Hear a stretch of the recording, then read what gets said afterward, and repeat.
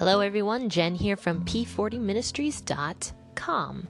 And today we will be discussing Genesis 1:6-8, and we will be talking about the second day that God created. Now, before we begin our normal scheduled podcast, I wanted to do a few announcements.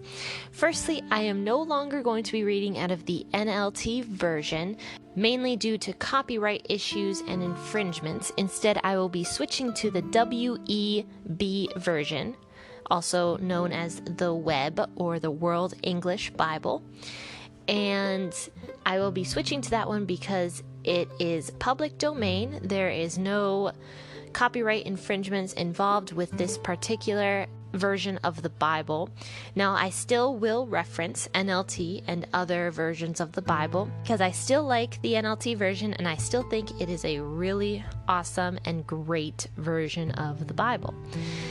So without further ado, why don't we begin by reading Genesis 1:6-8. If you have a Bible with you, go ahead and read along. If not, go ahead and just listen. God said, "Let there be an expanse in the middle of the waters, and let it divide the waters from the waters." God made the expanse and divided the waters which were under the expanse from the waters which were above the expanse. And it was so. God called the expanse sky. There was evening and there was morning, a second day.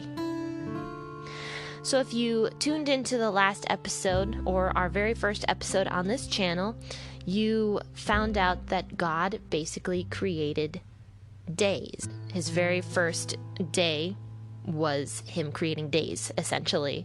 And he had already made the foundation of the earth and the heavens, but they were pretty much formless. They were empty by this point. There was just a lot of water.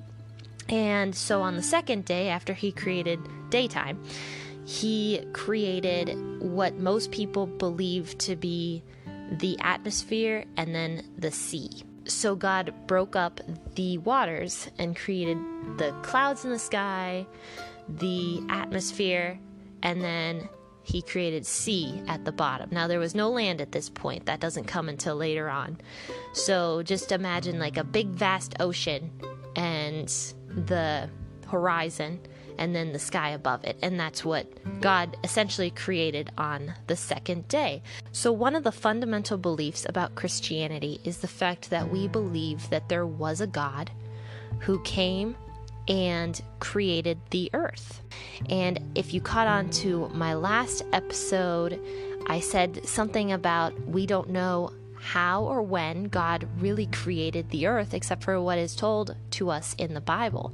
There's a lot of speculation about when the earth was created and how, but a lot of that is used as a tactic, I believe, to cause disunity between Christians and other Christians, and even Christians and scientists. And the fact of the matter is, we don't really know. Like I said in episode 1, there is a large margin of error for anybody who claims that they know when the earth was created and how, and nobody actually really knows how the earth was created. So as if you are a Christian, this means that you just have to have faith that what the Bible says is true. There's a lot of faith involved with Christianity, and I can't explain it all. I am no scientist, and most people can't explain it all. In fact, nobody can. But the fundamental belief of Christianity is faith. We have faith that there is a God who created the earth, who created these days, who created the atmosphere and the earth below, and put the light in the sky. And that is what we believe. So thank you so much for tuning in to episode 2 of P40 Ministries podcast, and I would love to see you tomorrow. Make sure you go on to www.p40ministries.com and check out some of the awesome resources we have there. We have Bible studies, we have blog posts, and I also do an update of my podcast every single day on that website as well. Thank you so much for listening. I will see you tomorrow, and God bless. Happy listening.